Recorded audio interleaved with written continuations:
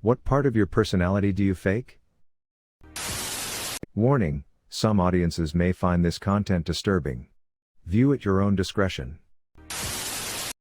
Welcome to the House of Reddit. Today, we share some r/AskReddit posts from Reddit. What part of your personality do you fake? There was this lady at my work who wanted it to be a democracy and wanted to be free to point out problems. All fine and dandy, but we are a small place with 20 people, and it's run by one guy who built everything from the ground up, and the initial investment was from his credit cards, and he basically didn't sleep for the first year, building everything by himself. So he's not going to take it easy when someone calls his life's work garbage. Especially when that is said casually and with no attempt at finding an alternative. I kept telling her to find ways to make herself useful and working in the current scheme of things instead of complaining about everything constantly. She didn't listen. People were annoyed by her complaining, but what got her fired was she wouldn't get much done, and find fault with those who did. If you're doing one of those, don't do the other. Had a coworker get super resentful of me after one instance where I was leading our production for the day and she came to my station to help me finish a task. I don't need help with it at all. She just wanted to be chatty, and I asked her to start the same task but with another box at another table. She took that as me being mean, and later on our lunch break, I asked her how X and Y was going and she refused to reply, and then before running back to clock in, she said, "You can't be mean like that," and then pretend to be nice and asked me about my personal life. I was thinking more about my job, and making sure our shit got done, and maximizing the amount that could be done at that hour while also maintaining my cool, because I do not believe work time to be social time. So we don't go out for drinks together anymore. I did apologize at the end of the day, because I had no ill intention. But I also didn't patch it up any further than that, because I'm too old and tired for that kind of petty shit, and to be honest, what I said was not out of line and I didn't have tone. I was also hurt by her reaction, especially in our prior after-work conversations. We seemed to be on the same page about work ethics and not taking work stuff personally or letting it follow us home.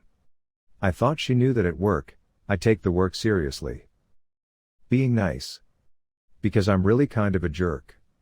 Everyone thinks I'm super nice. I don't really go out of my way for people, but I tend to have the luck that I always have something I'm not using or I'm going the same direction for errands, pre-COVID, and to avoid having people upset at me or complaining to me, I just kind of help them. I give honest compliments when I see stuff I like or criticism when I'm asked. In the end it helps me, though I never ask for it. They practically force money or food or something into my hands for rides places. It clears up clutter in my home. People think I'm sweet for complimenting their makeup or helpful for giving advice on life issues. But in all honesty, I literally do it so no shit gets thrown on my name for bullshit reasons, and I don't have to spend the energy defending myself or blocking people or doing whatever to keep away from negativity. I fake happiness, or, at least, I fake not being immensely sad, in front of my kids and other relatives, though not in front of my close friends and spouse. I suffer from really bad depression, and it took a long time before I was able to find the right combination of medication to get me stable. I don't spend hours crying anymore, don't sleep whole days away, etc., but I am still depressed and often am on the verge of losing it. If I cry, I sometimes tell my kids it's because my stomach hurts and other stuff like that. They've never seen me spend a day in bed sleeping or any of that really extreme stuff, as I can feel those episodes coming on, and generally grandma and grandpa are there to take the kids to do something fun or at least hang out at their house. Wow, as I'm typing this out, I realize I probably don't do a very good job at it. At some point, I'll tell them about it, but I'm petrified that I've passed it on to them. I also suffer from major depression. It's almost certainly genetic from my mother. She suffers from it, as does my grandmother, etc. I just wanted to let you know I have never resented my mother for passing depression on to me. It's not like she did it on purpose. In fact, her experience with mental illness is probably what allowed her to see the signs and get me immediate medical help when my depression first arose as a teen. It was really helpful for me to have someone who understood the seriousness of what I was going through, which a neurotypical parent may have struggled to do. In fact, there have been times when knowing how much my mom loves me have kept me from suicide. It sounds like your kids are not neglected. I'm glad you have your spouse and the grandparents helping you out. I know one Reddit comment can't magically stop those depression thoughts and self-doubt.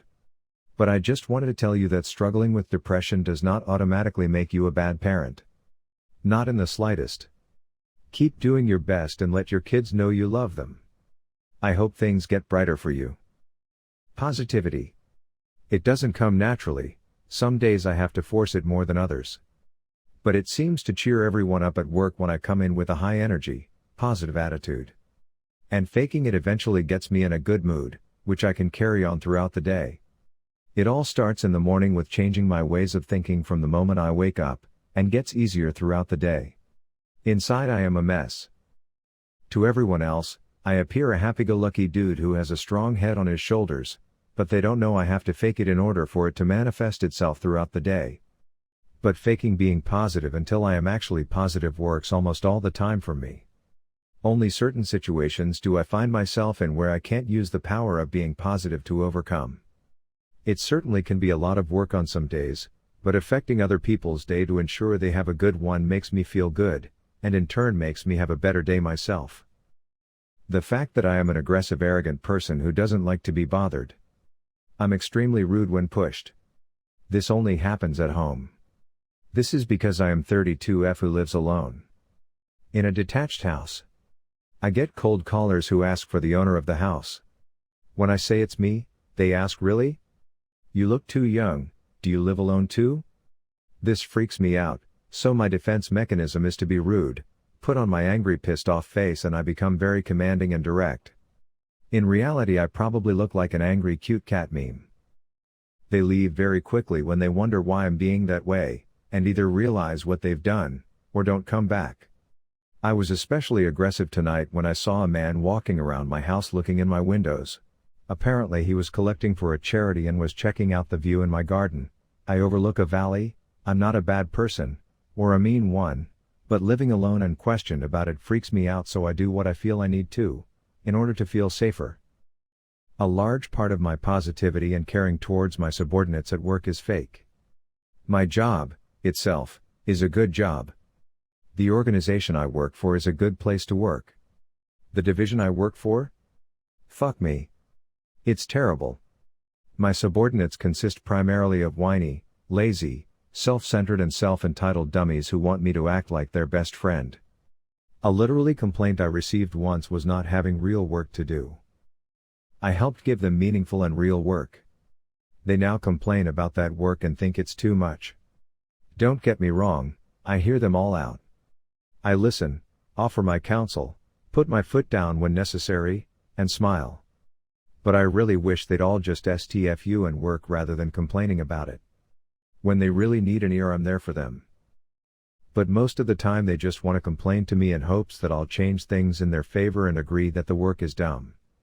Spoiler, it's not dumb and it's incredibly important, if not sometimes a little bit tedious.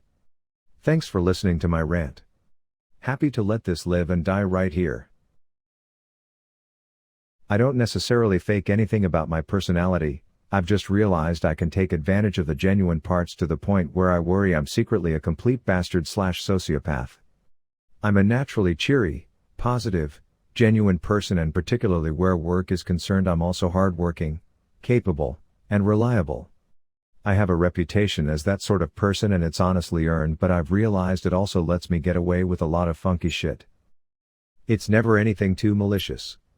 Sometimes I might be tired at work or mildly perturbed with a coworker, for example, so I'll decide I'm going to shirk my duties a bit for the day. Sometimes I might take issue with a person and talk a little bit of trash to one trusted friend or another. Point is, I've realized I can get away with it because my positive reputation is so strong that no one expects me to do that kind of thing or think those kinds of thoughts. I know they'll be thinking, oh, the black womb didn't do X at work? Nah, she's reliable. She would never not do X, and if she didn't, it's a fluke or for an entirely agreeable reason. Or the black womb is a ray of sunshine. She would never talk shit about that person. That's not who she is at all. It's an ethical quandary, it really is. All of it, up until recently. I learned to fake my entire personality when I was in like first grade or maybe kindergarten. Kept up that fake personality up until last year when I started college. It took a lot of time and effort to figure out who I really was because all the lies I told others became lies I told myself too. I still deal with depression and anxiety and other stuff, but I'm usually much happier with myself than I used to be. The main thing was that I was raised atheist and liberal, but in the one town in my state with a Confederate statue. After being bullied by both classmates and adults when I was young, I learned to stay closeted as an atheist. Usually as a liberal too. Turns out I was also so far in the closet for my gender and sexuality that I didn't realize myself until last year. Funny story here. Just yesterday made 1 year since coming out as trans. I came out as bi about a month and a half earlier. Both times I came out right after figuring it out myself, because after I left home I decided I never wanted to hide anything about myself again. I said fuck closets. Humor. I always have a specific kind of humor depending on who I'm talking to. With my wife, we joke with cutesy, seemingly childish humor. Very little teasing. The occasional sexual joke here and there, usually something ridiculous. But mostly just cute stuff. For example, we'll often chirp at each other, clench your teeth, open your lips, and try and suck in air. It's that kind of noise. It's our own little language, more so based off of body language, and we like to do it occasionally. With my guy friends, we'll joke about deep shit, dirty jokes, sexual jokes, faking outrage, insulting each other, insulting random demographics, etc. We would definitely piss off a lot of people with our humor. Of course, none of that humor reflects our actual beliefs. With my sisters and mom, we're very sarcastic, and also very dirty. We make jokes of hating each other, we make Sweet Home Alabama jokes, and we definitely insult each other. Sometimes my wife can't keep up with us, because she really doesn't understand, or rather enjoy, sarcastic jokes. And finally, anyone new to me, my humor is very plain and basic. Nothing raunchy, no sarcasm, just your usual banter. It's tough for me to get out of that habit for anyone I know after even a few months, unless I clearly know they enjoy a different kind of humor. I've always adapted my humor to please who I'm talking to. Sometimes I trip up when I'm talking to multiple people with different humors. But I'm usually pretty good with maintaining it all. That the bullying doesn't affect me because I'm strong.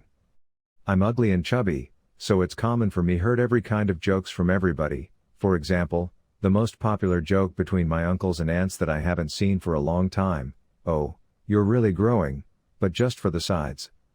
I just fake my laugh. It's so common for me that nobody can notice that I'm actually faking my laugh and it ain't funny for me at all. I'm pretty well at that. In the school, I went to the teacher for checking my homework and then I came back to my chair and right before I can sit down, a guy kicked the chair and I fell and hit my head with the corner of the chair. The pain was huge. While I was in the floor and everybody were laughing, started crying, but then I started laughing so that it seemed I wasn't crying because of the pain of the blow, but because it was so funny that I was crying with laughter. The bump took 4 days to disappear completely. I used to fake pretty much the whole thing, but in different ways. A friend called me out within a few times of hanging out in groups and once alone, called it social gymnastics. I had mentioned that socializing was really tiring for me and he was so confused that I didn't know why. Said he'd watched me stand in a room with 20+ people and every pivot of my heel or turn of my head. I was a different person. It may have been minimal, but he apparently was fascinated watching me interact with people. The thing that got him the most was that no one else noticed this. My transitions were seamless enough, because they were so painstakingly practiced, that it didn't seem wrong or abrupt to anyone I was talking to. He helped me a lot by doing this, actually. I used to think that I was super authentic, but that wasn't true. I just didn't know who I was. Now, I have a much better sense of it. I don't work, in a typical job, anyway, or go to school, disabled, so I get the benefit of mostly only socializing with people I want to, and I'd say there's very little of my personality I fake anymore. If anything, it's how I respond to guys hitting on me, because that's a complete defense mechanism and I don't have much control over the walls that go up. It probably depends on what kind of work it is and the age group as well as where you live versus where others live. Perhaps it is outdated, but that is the view of someone living in your shoes. Others have had the experience where when they are a friend to those they work with and are a superior at work, not just a coworker making the same pay with the same amount of responsibilities. Then those who they are in charge of can at times, not everyone but some people, take advantage of that friendliness and take things too casually. Some jobs you don't want to be too casual because they rely on you to maintain awareness and to ensure that everyone is doing what they need to do. Such as factory workers, product/food inspectors, healthcare professionals, and so on. Often it is not just you being affected, but the health and safety of others. There needs to be an air of seriousness when on the job in certain fields, when on the clock, so to speak. I personally don't work in places like this anymore, as I also prefer a more casual environment, but I have had those types of jobs and I do respect people who thrive in those types of positions. It's just a different mentality than mine, or perhaps even your own. At 21, I probably would have said I'll act like myself because the only way to go about living life is to be genuine. Fast forward to 31, as much as I am my genuine, loud, sailor cursing self to my friends and family, I learned to have a persona at work because boundaries, plus you're there to work. It was a fun environment. Media coworkers would play beer pong, tequila shots in the middle of the day. But we were serious when it got down to business. My persona of choice was to smile all the time and put on my happy-go-lucky mask even on days that I wasn't really feeling it, but that was my personal choice to do. I have the RBF syndrome and didn't want the hassle of explaining to a co-worker that I wasn't upset or angry while making my coffee in the break room. I had co-workers I definitely disliked and they me, but when the time came that me and said persons had to work together on a project, we set our personal feelings aside, still had open communication, kept each other updated and got shit done. That's probably why I survived so long. I hate being plastic, but you really just have to adapt. Pick and choose your battles. If you enjoy this video, please be sure to like, share, comment, and subscribe. If you have any suggestions for future videos, please let us know in the comments below. Turn on the notifications to know when we post new videos. Thank you for coming to the House of Reddit.